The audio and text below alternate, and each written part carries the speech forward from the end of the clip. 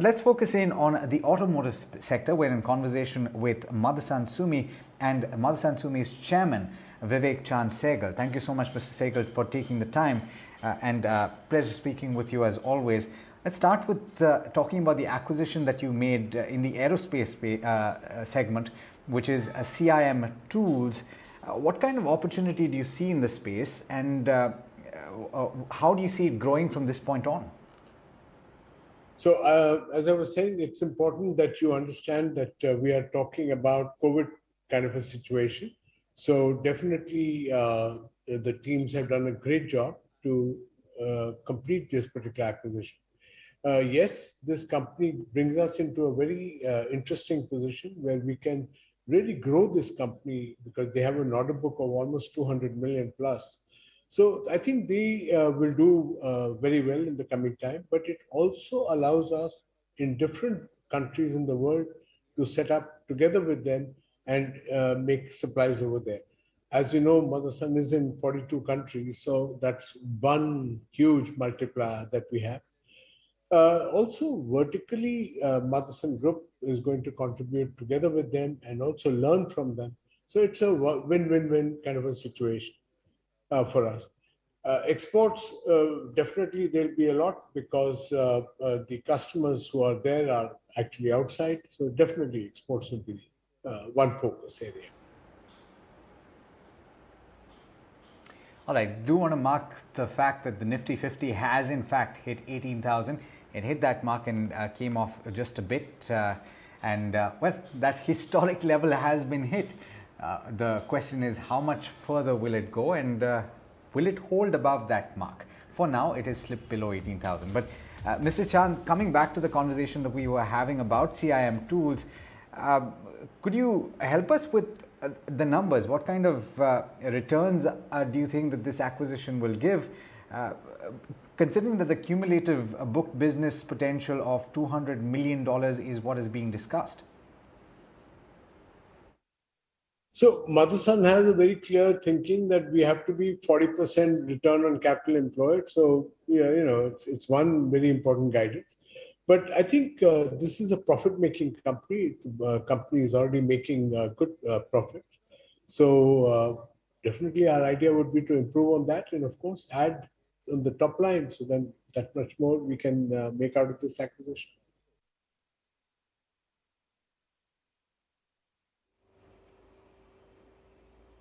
Okay, Mr. Sehgal, so that's how you're going to be entering the aerospace business. We've, of course, seen M&A activity at that. And what a day we're talking to you as well, back below 3 points as far as 18,000 on the Nifty goes. We will be keeping a watch out on that too. But Mr. Sehgal, talking about the Chinese acquisition in the mirror companies, it's not a big one when you talk about it traditionally in the terms of the size of the acquisition or the top line, etc. But from the opportunity perspective, how big is it? You and the top management have been talking about Motherson Sumi 2.0. So how big is it from that perspective? Thank you very much. That is actually our subsidiary is acquiring a joint venture, existing profit-making joint venture in China. And that would be probably our 29th facility in China. But it is a very important one because up till now, we were more into the passenger vehicle, This one is all about commercial vehicles. Now, if you take the advantage of Motherson into the commercial vehicle area, we have huge presence in China for wiring harnesses as with the takeover of PKC. This adds brilliantly with that. And we have a huge market that we can generate in China itself. So it's a very, very key. Numbers may be small and big or something. That's not the point. Motherson never worries about that. We focus at what the opportunity is. And opportunity-wise, believe me, you will see that in 2-3 years, it'll be all over in China, of course. But also think of it that commercial vehicles, we are learning from this particular company, and then we can interpolate all that particular thing globally. So it's a wonderful area of getting into, because Motherson is very strong with the commercial vehicle also globally.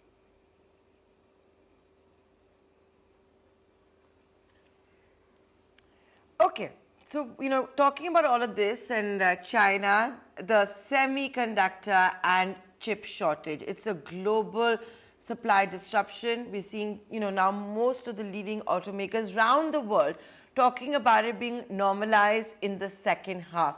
You're one of the best to check with on ground. Is that really the case? So, sorry to disappoint you. We are in a silent period at the moment because the quarter is just finished. So please appreciate that. But look, we have always maintained that we have to be on our toes, because the customer, which customer, what chip he's get, and what car he's going to make. So you have to be on your toes with that. Definitely, the chip shortage and all these particular things are being combated with the customers in a very strong way. So I have full confidence in them, and the situation is only getting better, because there were some natural disastrous effects which had come in, which nobody has a control on. So that has improved. So things are getting better, but not as better, because the demand is huge. There is a huge pull from the market, but it all depends upon these external factors of chip shortage, raw material, so many things. But that's okay. Part of life. Now, Mr. Sehgal, one fact is what a lot of people are talking about is that the underlying demand for OEMs is unhit. It's still very, very durable, but obviously all of these supply issues are playing out. You play in several different segments in the automotive space. Could you take us through the demand scenario that you're seeing across these segments and regions? So very difficult to compare between domestic and this thing, because the kind of cars that are produced outside and the cars over here are different value in terms. So very difficult to put that in context. But look, every car that we can make, there is a buyer for it. So that means that my customers are in a very good situation.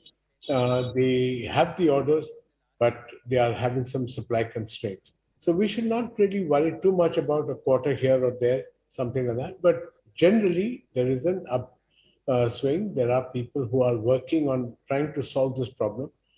But that's all I can share at the moment. The best guys are the car makers to tell you what is happening.